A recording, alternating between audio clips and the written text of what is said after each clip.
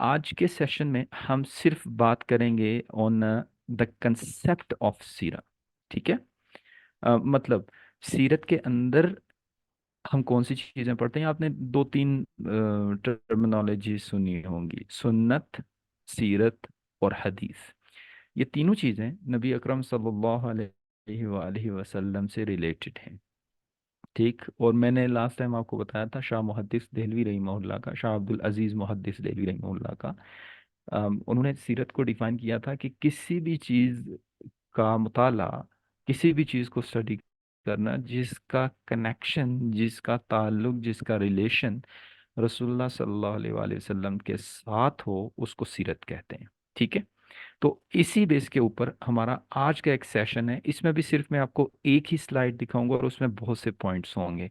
अगर मुनासिब हो तो एट द एंड आप लोग उसकी एक स्क्रीनशॉट ले लीजिएगा कि सीरत की डेफिनेशन क्या है। ठीक है।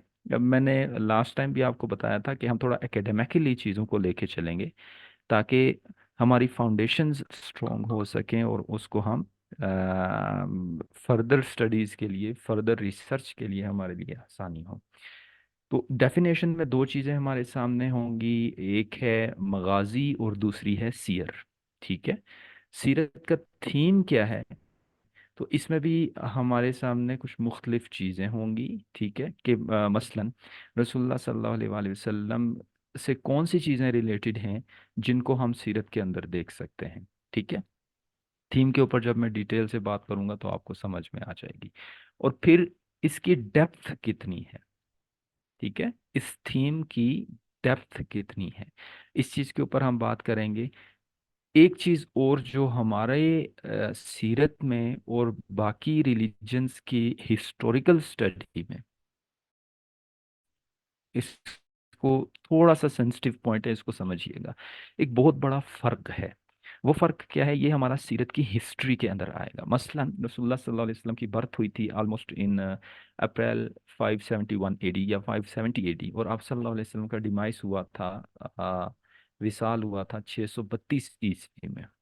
इसके दरमियान में कोई ऐसी डिटेल, खुसूसन पहली वही के बाद, जब आप सल्लल्लाहु अलैहि वसल्लम 40 साल के थे, 610 ईस्वी था, और आप सल्लल्लाहु अलैहि वसल्लम गारे हिरा में थे, उसके बाद की कोई ऐसी डिटेल नहीं है जो हमने मिस की हो।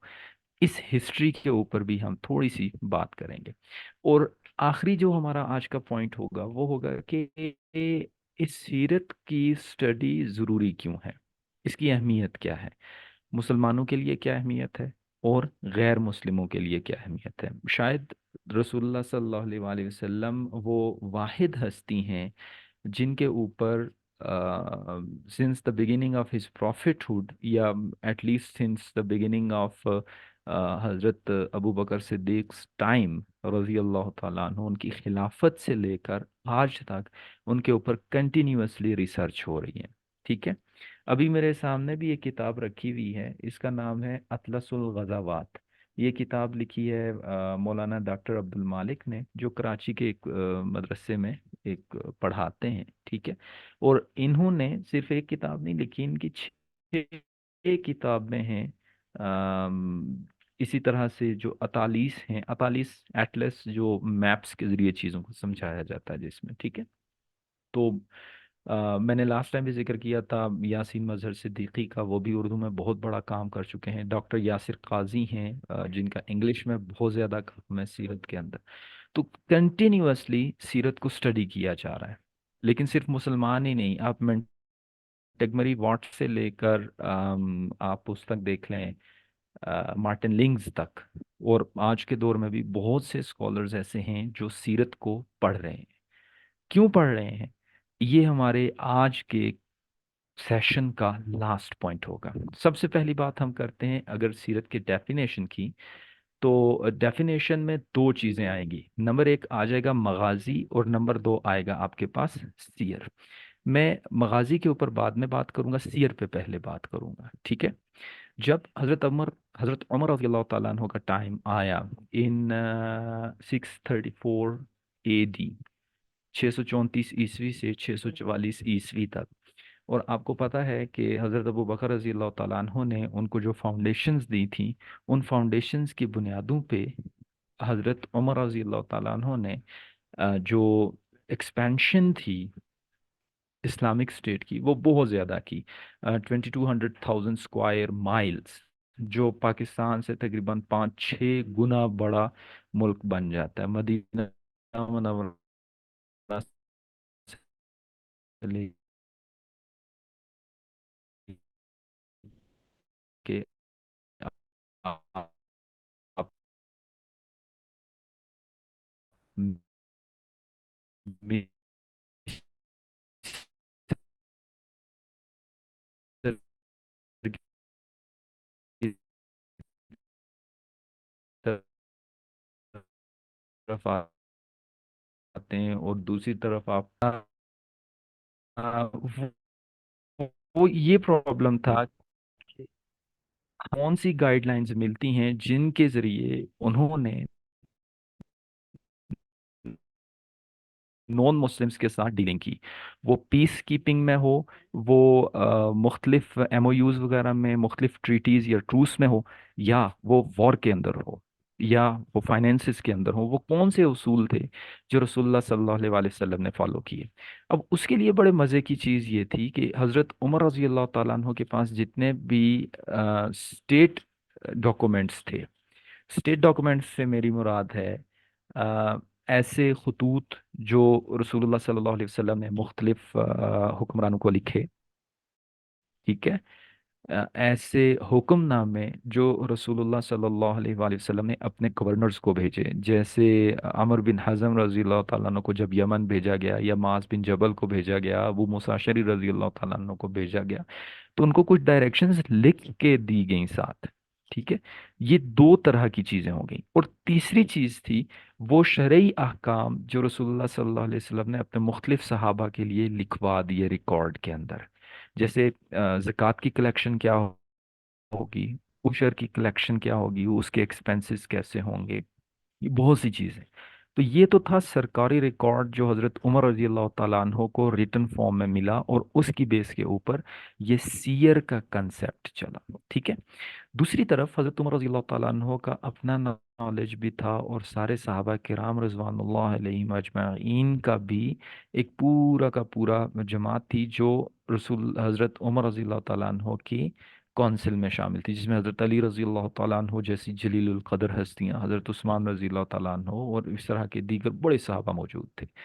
تو ان کی موجودگی میں کچھ چیزیں جو ہیں وہ آٹومیٹیکلی کولیکٹ ہوتی چلی گئیں کہ نان مسلمز کے ساتھ کس طرح سے بیہیو کیا جائے. یہ ساری چیز آپ کی آ جاتی ہے سیر کے اندر. لیکن رسول اللہ صلی اللہ علیہ وآلہ وسلم کے ساتھ جو محبت اور انس تھا، حضرت جب مکہ فتح ہو گیا، اس کی میں ایک مثال دیتا ہوں.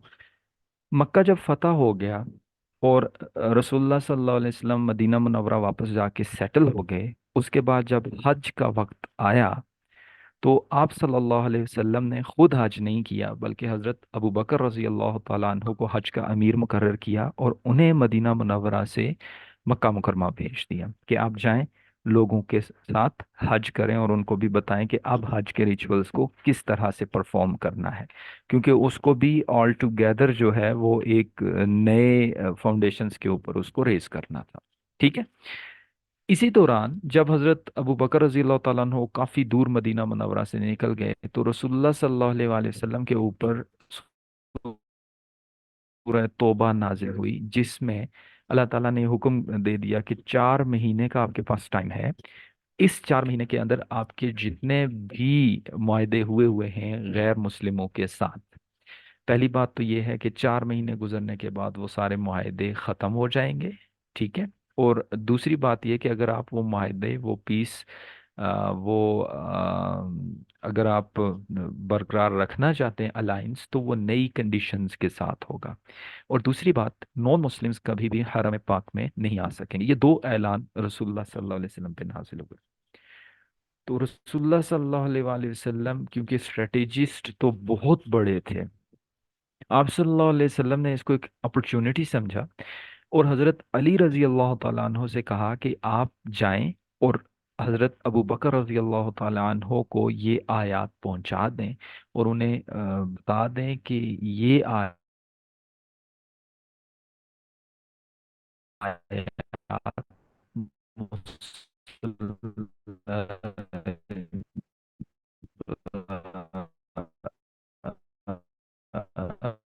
हज देखिए दूसरी बात कि नॉन मुस्लिम्स इस साल के बाद हज के लिए या किसी भी मकसद के लिए हरम में नहीं आ सकते, अल्लाह ताला ने मना कर दिया है।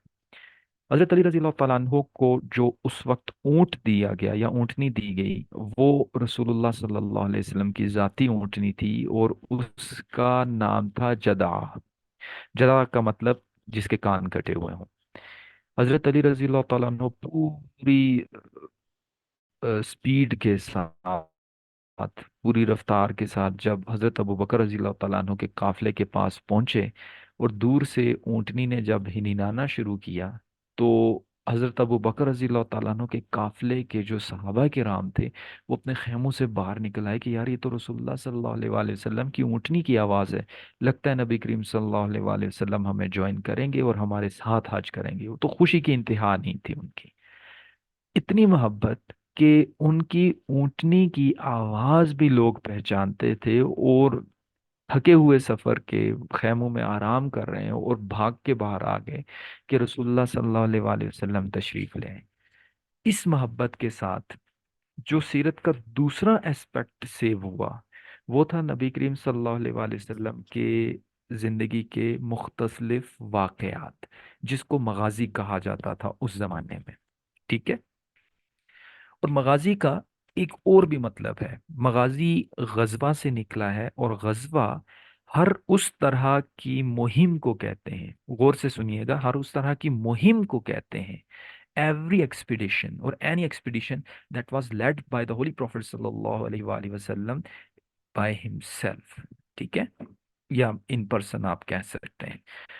कि वो जंग हो, जैसे गजवा बदर है, गजवा ओहद है, या वो जंग ना भी हो, जैसे गजवा जातुल अशीर थी, गुजुल अशीर, शायद गजवा जुल अशीर। अब इसमें क्या था, जुल अशीर की मैं आपको एक बात बता देता हूँ।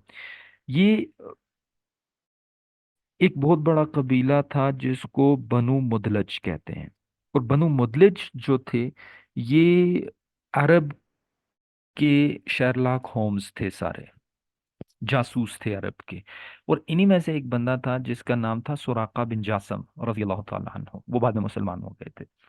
जब रसूलुल्लाह हिजरत करके जा रहे थे मदीना मुनव्वरा मक्का मुकरमा से, तो उस वक्त इट वाज सुराका बिन जासम जिसने रसूलुल्लाह सल्लल्लाहु अलैहि वसल्लम को अप्रोच कर लिया और उनको अरेस्ट करके मक्का मुकरमा लेके जाना चाहता था, ताकि वो 100 कैमल्स फॉर हजरत अबू बकर रज़ी अल्लाह तआला अन्हु और 100 कैमल्स फॉर हजरत मोहम्मद सल्लल्लाहु अलैहि वसल्लम वो अवेल कर सके। ये 100 रोल्स रॉयस गाड़ियां समझ लें आप, या एटलीस्ट मर्सिडीज एस क्लास समझ लें। तो लेकिन उस वक्त रसूलुल्लाह सल्लल्लाहु अलैहि वसल्लम को वो नहीं उनके ऊपर काबू पा सका, और उसने कुछ चीज़ें देखी जिसके ऊपर उसने कहा कि मुझे अमान लिख के दें। तो रसूलुल्लाह सल्लल्लाहु अलैहि वसल्लम ने उसको एक उसके साथ एक मुआहिदा किया, उसको लिख के दिया। वो शायद हज़रत अबू बकर ने या आमिर बिन फुहैरा ने लिखा था। और उसके ऊपर रसूलुल्लाह सल्लल्लाहु अलैहि वसल्लम ने सिग्नेचर्स किए थे कि ठीक है, आपको हम अमान देते हैं, आप हमारे बारे में किसी को नहीं बताएंगे। और सुराका बिन जासम का उस वक्त बड़ा इंपॉर्टेंट रोल था लोगों को डॉज करने में, उनको रिसीव करने में, ताकि वो रसूलुल्लाह सल्लल्लाहु अलैहि वसल्लम को अल्लाह की तरफ से एक सेफ पैसेज मिल गया। अब रसूलुल्लाह सल्लल्लाहु अलैहि वसल्लम जब मदीना मुनव्वरा में सेटल हो गए, तो रसूलुल्लाह सल्लल्लाहु अलैहि वसल्लम ने एक डेलीगेशन को बनु मुदलज की तरफ भी भेजा था, जिनके सरदार सुराका बिन जासम के साथ रसूलुल्लाह सल्लल्लाहु अलैहि वसल्लम के बड़े क्लोज रिलेशंस थे। ठीक है। तो ऑब्वियसली इतने बड़े कबीले के ऊपर हमला करने के लिए 10-12 लोगों को तो नहीं भेजा जाएगा। तो इस एक इंसिडेंट को भी गजवा जुल अशीर कहते हैं, जो गजवा अबवा के करीब करीब हुआ था, गजवा बदर से पहले। ठीक है। तो इससे हमें यह पता चलता है कि गजवा में सिर्फ फाइट या बैटल्स ही नहीं होती थी, बल्कि गजवा हर उस मुहिम का नाम है जिसमें रसूलुल्लाह सल्लल्लाहु अलैहि वसल्लम ने खुद उसको लीड किया हो। ठीक है। दूसरी तरफ जिसको सहाबा कराम ने लीड किया, उसको सराया कहते हैं। 100 के करीब रसूलुल्लाह सल्लल्लाहु अलैहि वसल्लम की ज़िंदगी में सराया हुए हैं, सरया या सराया। और तकरीबन 30 के करीब रसूलुल्लाह सल्लल्लाहु अलैहि वसल्लम के ज़माने में वो हुए हैं, जिसको आप गजवा कहते हैं। तो इन दोनों चीज़ों का मिल के, ये मगाजी और सीयर, इन दो चीज़ों का मिल के जो एक कॉम्बो बनता है उसको आप सीरत कहते हैं। ठीक है। वो सीयर थे, और जो रसूलुल्लाह सल्लल्लाहु अलैहि वसल्लम के नेशनल उस जमाने के थे, उसको आप गजवा, या पर्सनल जो आप सल्लल्लाहु अलैहि वसल्लम के इंसिडेंट्स थे उसको आप गजवा कहते हैं। यहाँ तक बात क्लियर हो गई? एक दूसरा जो आपने बताया ना पहले वाला, मगाजी वाला, वो जरा बस एक्सप्लेन करते हैं दोबारा, कि गजवा जो है लड़ाई के अलावा जो है। देखें, एक तो ऑब्वियसली वो है जिसमें फाइट हुई है, जैसे गजवा बदर, गजवा ओहद, गजवा खंदक, ये बड़ा आसान सा कंसेप्ट है, इसमें कोई मुश्किल नहीं है। दूसरे वाले का पूछ रहा दूसरी हूँ, हाँ जी। दूसरा ये है कि आप सल्लल्लाहु अलैहि वसल्लम ने कोई भी डेलीगेशन लीड किया हो, भेजा हो, उसको भी गजवा का नाम देते हैं सीरत के स्कॉलर्स। ठीक है। अभी मैंने आपको एक मिसाल दी, बनु मुदलिज की तरफ रसूलुल्लाह ने डेलीगेशन भेजा ताकि उनके साथ अपने जो उनके फॉर्मर रिलेशंस थे उनको रिवाइज किया जाए। इसी तरह बनु जमरा बहुत बड़ा कबीला था, उसकी तरफ भी रसूलुल्लाह सल्लल्लाहु अलैहि वसल्लम ने एक डेलीगेशन भेजा ताकि उनके साथ क्या हो जाए, रिवाइव हो जाए रसूलुल्लाह सल्लल्लाहु अलैहि वसल्लम का और मुसलमानों के रिलेशंस। बात समझ में आ रही है? यूं समझ लें कि जो भी इंटर ट्राइबल रिलेशंस थे, या इनको आप इंटरनेशनल रिलेशंस भी कह सकते हैं, वो भी लेकिन उसमें खास डेलीगेशंस का आना जाना है। ठीक है। तो ये गजवात की फहरिस्त में शामिल होते हैं। इसलिए वो जो आपको कहा जाता है ना कि रसूलुल्लाह सल्लल्लाहु अलैहि वसल्लम ने 100 से ज्यादा गजवात की हैं, तो उसमें सिर्फ लड़ाइयाँ ही नहीं है, उसमें ये जो अमन के वफूद हैं ये भी उसमें शामिल है। अब क्लियर हो गई बात? ठीक है। चलें जी। होपफुली मैं थोड़ा सा मुश्किल आदमी हूँ ठीक है, लेकिन होपफुली आपको कुछ ना कुछ समझ आ गई होगी, क्योंकि हम भी अपने अंदर हजरत अल्लामा मौलाना है ना चलें जी। अच्छा जी। अब हम अगर थीम की बात करें ना, वो थीम और डेफिनेशन एक दूसरे के साथ बड़े रिलेटेड होते हैं। थीम का मतलब ये है, और ये बहुत बड़ा कैनवस है, ये कोई छोटी मोटी चीज नहीं है। ठीक है। इसका मतलब ये है कि कोई भी चीज जिसका ताल्लुक किसी तरह से भी रसूलुल्लाह सल्लल्लाहु अलैहि वसल्लम के साथ हो गया।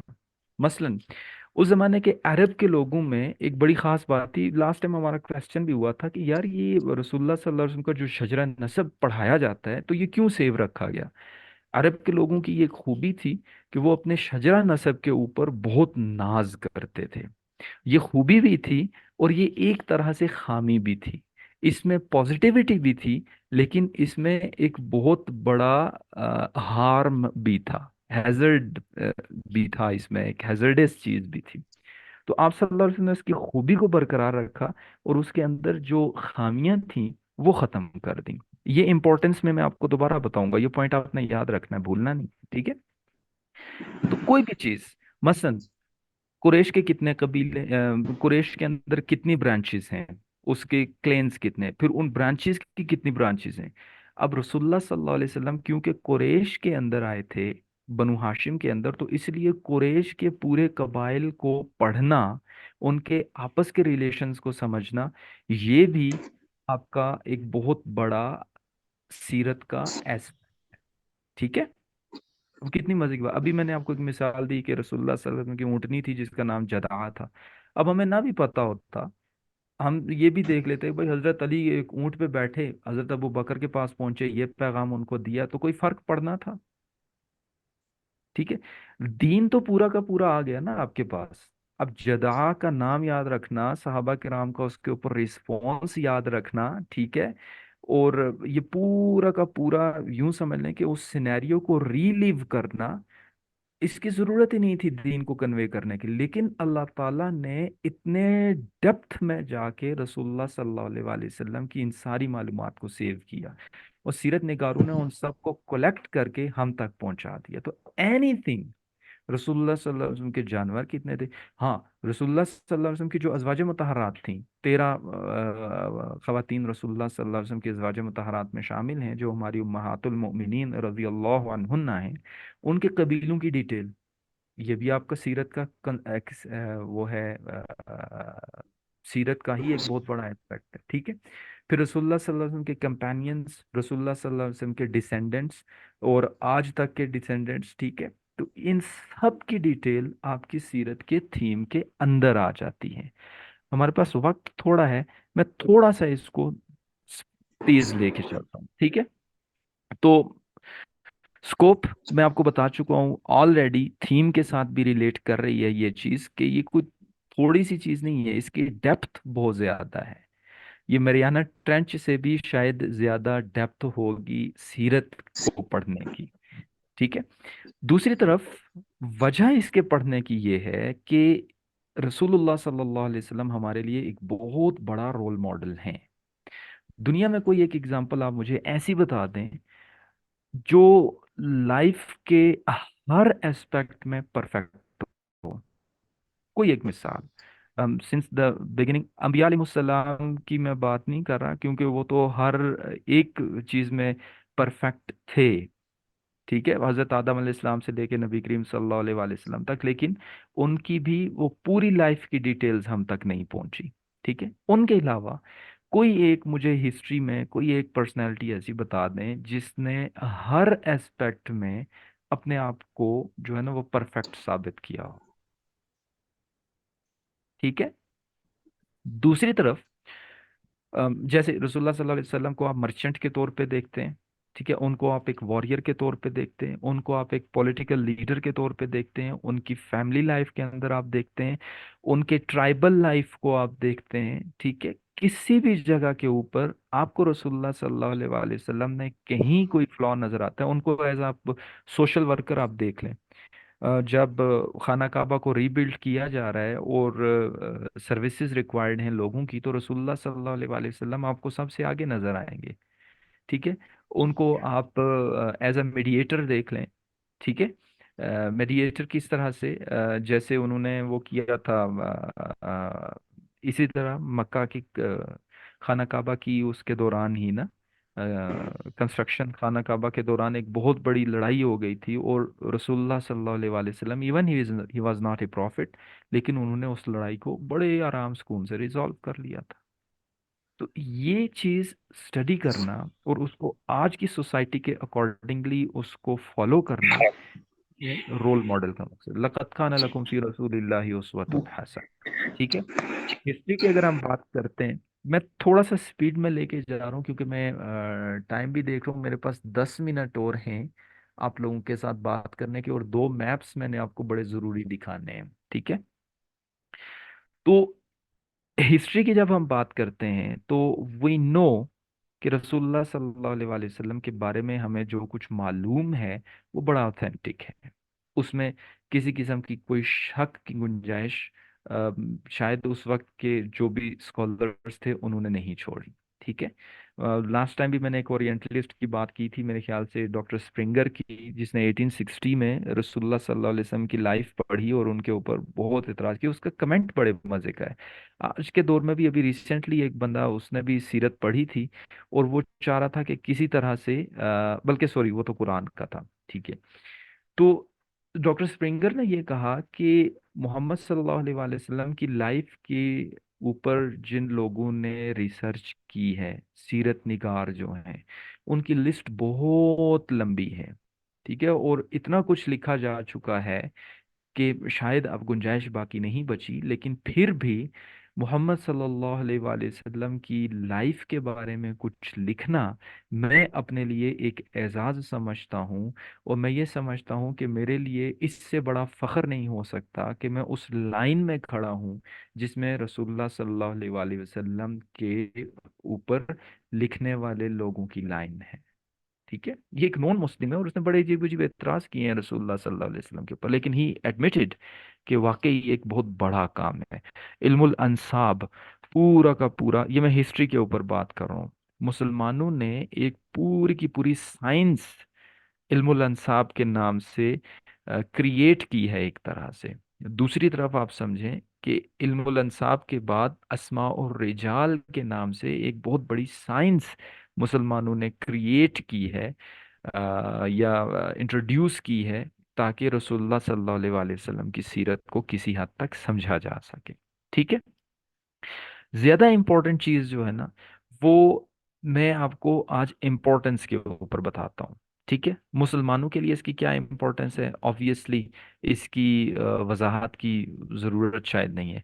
लोग तो ये भी कहते हैं, जो नॉन मुस्लिम्स हैं, कि मोहम्मद सल्लल्लाहु अलैहि वसल्लम नाउज़ बिल्लाहि मिन ज़ालिक नकल कुफर कुफर नबाशिद। ये बात मैं आप लोगों के साथ शेयर कर रहा हूँ महाजरात सीरत में से। ठीक है।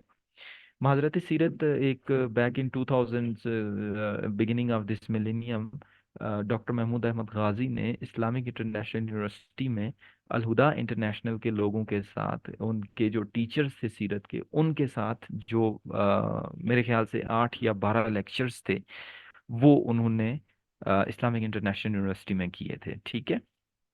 तो उसी दौरान उन्होंने ये बात बताई थी कि बहुत से नॉन मुस्लिम्स इस तरह से भी बात करते हैं कि मोहम्मद सल्लल्लाहु अलैहि वसल्लम एक ट्राइबल लीडर थे, जिन्होंने बनी हाशिम को लीड किया और उनको एक बहुत बुलंद मुकाम अता फरमा दिया अरब के अंदर, जो एक ट्राइबल वॉरफेयर के अंदर बिल्कुल तबाह हाल था। उसको यूनाइट करना रसूलुल्लाह सल्लल्लाहु अलैहि वसल्लम का कारनामा था, लेकिन वो एक ट्राइब के लीडर के तौर के ऊपर था। ये एक ऑब्जेक्शन है। और वो ये कहते हैं, वो जो ओरिएंटलिस्ट हैं, वो ये कहते हैं कि उसके बाद मुसलमानों ने जब रसूलुल्लाह सल्लल्लाहु अलैहि वसल्लम की लाइफ को पढ़ा, तो उन्हें आइडोलाइज किया। ठीक है। उसके ऊपर मालूमात की इतनी तहें चढ़ा दी कि रसूलुल्लाह सल्लल्लाहु अलैहि वसल्लम को उनके मुकाम से बहुत ज्यादा बुलंद कर दिया। ठीक है। ये एक ऑब्जेक्शन है। लेकिन obviously as a Muslim you know कि कुरान अल्हम्दुलिल्लाह रब्बिल आलमीन से लेके वन्नास तक हर जगह पे आपको सीरत के बहुत से एस्पेक्ट्स बताता है। वो एक हो ही नहीं सकता कि इतने छोटे से ट्राइब के लीडर को अल्लाह ताला ने इतनी ज्यादा सतवत अता की। ठीक है। ये है मुसलमानों के लिए इम्पोर्टेंस पढ़ना। गैर मुस्लिमों के लिए इसकी इम्पोर्टेंस इसलिए है। ठीक है। गैर मुस्लिमों के लिए इसकी इम्पोर्टेंस इसलिए है कि आज के दौर में स्पेशली हम ग्लोबलाइजेशन की बात करते हैं। हम ये बात करते हैं कि हमारी जो लाइफ है ना, या यूं समझ लें कि ह्यूमैनिटी जो है, या human beings on this world है, उनको एक फैमिली के तौर पे रहना चाहिए। 5 छोटे छोटे से उसके एलिमेंट्स हैं। पहली चीज, सारे इंसान बराबर हैं। ठीक है। ये एक चीज हो गई। हजरत मोहम्मद, हाँ, क्वेश्चन आंसर आप लोगों के कुछ क्वेश्चंस आ रहे हैं मेरे पास। तो ये क्वेश्चंस के ऊपर मैं इंशाल्लाह आपके ज़रूर बात करूंगा। इल्मुल अंसाब क्या है, गाइस, क्वेश्चन इंशाल्लाह लास्ट में। Thank you Naveed. ठीक है। मेरे लिए ये पॉज भी थोड़ा सा ज़रूरी था, क्योंकि बहुत ज़्यादा मैं बोल रहा हूँ और आप लोग मुसलसल सुनते जा रहे हैं। हिम्मत की दाद देनी पड़ेगी। ग्लोबलाइजेशन जो है ना सर, पहली चीज है ह्यूमन इक्वालिटी। दूसरी चीज है सबको पीस, हार्मनी और सिक्योरिटी मिले। तीसरी चीज है कि सबको जस्टिस मिले। चौथी चीज है सबको इक्वल अपॉर्चुनिटीज मिले एक्सेल करने की, स्पेशली एजुकेशन में। और पांचवी चीज है कि को एग्जिस्टेंस हो लोगों के अंदर। आप सिविलाइजेशन को, दूसरों के एथनिक ग्रुप्स को रिस्पेक्ट, ऑनर और रिगार्ड करें। ठीक है। ये है ग्लोबलाइजेशन का ट्रू मीनिंग, जो डॉक्टर हमीदुल्लाह ने अपनी किताब में लिखा। इसमें जो बहुत बड़ा प्रॉब्लम आता है, ह्यूमन इक्वालिटी, हजरत बिलाल हबशी रजी अल्लाह तआला अन्हु, अम्मार बिन यासिर रजी अल्लाह तआला अन्हु, count there are numerous examples. मुझे ज़रूरत नहीं है कि ह्यूमन इक्वालिटी पे मैं आपको बताऊं कि सीरत में हमें क्या मिला है। ना ही हमें अमन व अमान पे ज़रूरत है। लेकिन मैं आपको एक छोटी सी एग्जांपल दे देता हूँ। मैंने कहा ना, मैं आपको एक मैप दिखाना चाह रहा था, ये है वो मैप। ठीक है। रसूलुल्लाह सल्लल्लाहु अलैहि वसल्लम ने ये फरमाया है कि इवन रसूलुल्लाह सल्लल्लाहु अलैहि वसल्लम के बाद जब हज़रत उमर का ज़माना आया और रसूलुल्लाह सल्लल्लाहु अलैहि वसल्लम का ज़माना गुजरा, تو اس میں ایسا تھا کہ یمن میں یہاں سے 3,000 کلومیٹر کا سفر کر کے اگر کوئی خاتون سونے سے بھرا ہوا تھیلا یہاں بالا بکا لبنان تک لے کے آتی، ظاہر ہے گھوڑے پہ ہی سفر کرنا ہے یا اونٹ پہ ہی سفر کرنا ہے، تو کوئی راستے میں ان کو لوٹنے والا نہیں ہوتا تھا. ٹھیک ہے. اور یہ اس زمانے کی بات کر رہا ہوں جب ایک قبیلے کا نام ہی سالکا تھا. سالکا کا مطلب ہے کنگال لوگ. اور سالکا وہ لوگ تھے جو جن کا کام ہی صرف یہ تھا کہ کسی کو لوٹنا ہے. اب جیسے کچے کا علاقہ آج کل آج کل کی اگزامپل آپ اسے دے سکتے ہیں. ٹھیک ہے. تو اس زمانے کا جو کچے کا علاقہ تھا نا وہ سالکا تھا. وہ دیٹ واز ویری ڈینجرس. ٹھیک ہے.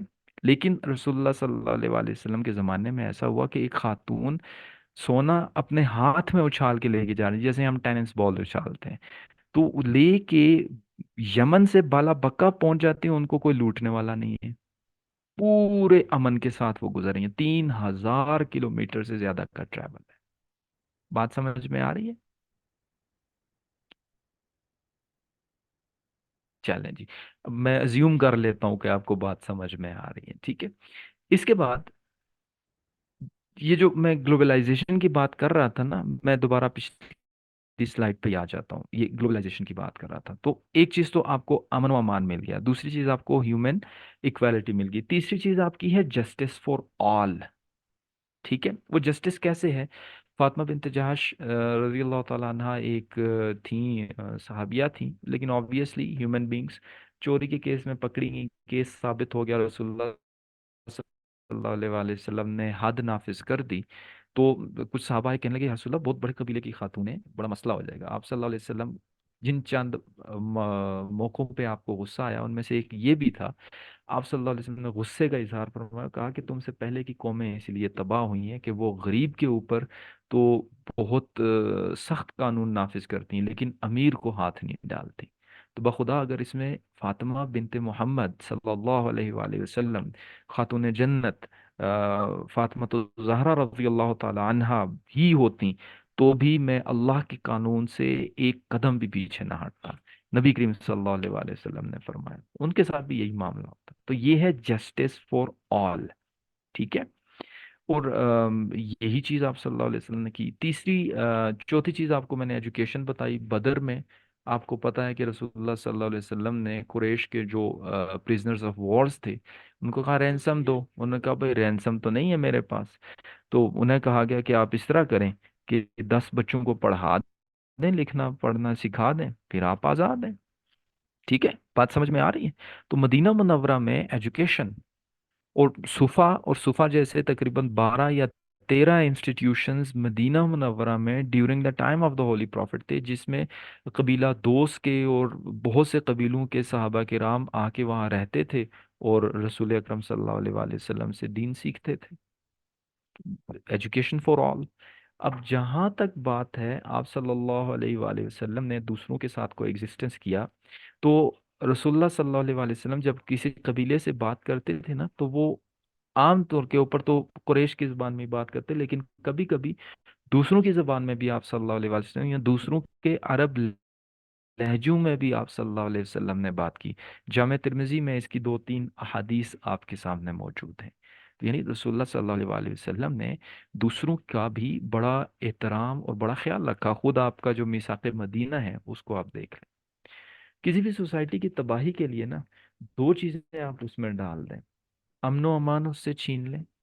یعنی ایک سیکٹر کو تو فل سیکیورٹی پرووائڈ کی ہوئی ہے، دوسرے کی زندگی موت کا اللہ بارش سے. ٹھیک ہے. ایک یہ چیز آپ چھین لیں، اور دوسری یہ چیز آپ کر لیں کہ اس میں آپ ریشل پریجوڈائز کو انکلکیٹ کر دیں. 2 طرح کے قبیلے تھے عرب میں. ربیہ قبیلے جو سینٹرل عرب میں رہتے تھے، اور مضری قبیلے جو عرب کی سراؤنڈنگز میں جو کوسٹل ایریاز تھے ان میں رہتے تھے. ٹھیک ہے. میں آپ کو بتا بھی دیتا ہوں، یہ آپ کو سامنے ہے نا یہ میپ. تو اس طرح یہ جو ان علاقوں میں لوگ رہتے تھے جو زیادہ اچھے علاقے تھے، یہ مضری قبیلے تھے. اور یہ جو سینٹرل عرب میں رہتے تھے یہ रबिया कबीले थे। ठीक है। रबिया कबीलों में से एक बंदा था जिसका नाम था मुसैलमा कज्जाब। ये 80 लोगों का डेलीगेशन लेके आमुल वफूद में रसूलुल्लाह के पास आया था, और इसमें से कुछ लोग मुसलमान भी हुए। जब अबू बकर रजी अल्लाह तआला अन्हु के ज़माने में मुसलमा ने नबूवत का दावा किया और मुसलमानों की उनके साथ वॉर हुई, तो ये लोग वहां पे गए। दिन को फाइट हो रही है, शाम को अपने अपने कैंप्स में बैठे हुए हैं। एक दिन साहबा कराम रैकी करने के लिए या वैसे ही टहलकदमी करने के लिए निकले, तो उन्हें बनु हनीफा के कोई बंदे मिले। तो आपस में जब हेलो हाय हुई, तो एक सहाबी ने उसके एक सोल्जर को पहचान लिया। उसने कहा, यार तुम वो फलां आदमी नहीं हो जो अमल वफूद में आए थे और फलां घर में ठहरे थे? मैं कहा, "हाँ, मैं वही हूँ।" तो तुम्हारा क्या ख्याल है मोहम्मद सल्लल्लाहु अलैहि वसल्लम के बारे में? उसने कहा कि मैं इनको सच्चा समझता हूँ। और मुसलमा के बारे में उसने कहा, मैं इसे झूठा समझता हूँ। तो सहाबी ने उनसे पूछा कि अच्छा, तो फिर ये क्या है, तुम हमारे खिलाफ क्यों लड़ रहे हो फिर? जब तुम्हें पता है ये सच है वो झूठ है, तो फिर सच के साथ क्यों नहीं दे रहे? तो उसने कहा, रबिया का झूठा शख्स मुज़र के सच्चे लोगों से मुझे ज्यादा महबूब है। बात बड़ी अजीब है, लेकिन उस वक्त के सिनेरियो को समझना बड़ा जरूरी है। इस हद तक ये लोग प्रिजुडाइस रखते थे एक दूसरे के हवाले से, इस हद तक ताज्जुब रखते थे। ठीक है। तो ये है वो कंसेप्ट जो रसूलुल्लाह सल्लल्लाहु अलैहि वसल्लम ने ओवरकम किया। कूनु इबादल्लाह कूनु इखवाना, के लोगों, तुम्हारा जो एक दूसरे के साथ ताल्लुक है वो क्या है, कैसे है? उबुदू रब्बकुमुल्लज़ी खलक़कुम मिन नफ्सिन वाहिदा व खलक़ मिनहा ज़ौजहा व बस्स मिनहुमा रिजालन कसीरन व निसा। ठीक है। और हज्जतुल विदा में भी रसूलुल्लाह सल्लल्लाहु अलैहि वसल्लम ने क्या कहा था कि तुम सब आदम से पैदा किए गए हो और आदम मट्टी से बने थे। किसी गोरे को काले पर, काले को गोरे पर, अरबी को अजमी पर, अजमी को अरबी पर कोई फौकियत हासिल नहीं है। बात समझ में आ रही है? तो वो जो ग्लोबलाइजेशन का आजकल एक ह्यूमन फैमिली हो, पूरी अर्थ एक अमन और सुकून के साथ रहती हो, सीरत में तो हमें नजर आता है। लेकिन आज के दौर में आपने बहुत सी वीडियोस भी देखी होंगी, स्पेशली पैलेस्टाइन के हवाले से अगर आप बात करते हैं, तो अमेरिका के किसी फॉरेन मिनिस्टर से या मिनिस्टर ऑफ डिफेंस या किसी से वो बात उसने पूछी थी कि आप पैलेस्टाइन के लिए स्टैंड लेते हैं? तो उसने कहा कि हम शुरू से इसराइल के साथ थे और हमेशा इसराइल के साथ ही रहेंगे। ये चीज़ आपकी नज़र से गुजरी होगी वो वीडियो। तो डिस्पाइट दैट कि हम हक और सच का साथ दें, हमने अपनी अपनी छोटे छोटे ग्रुप्स बना रखे हैं, हम उसका साथ दे रहे हैं। अल्लाह ताला मुझे और आपको सीरत पे अमल करने की तौफीक अता फरमाए।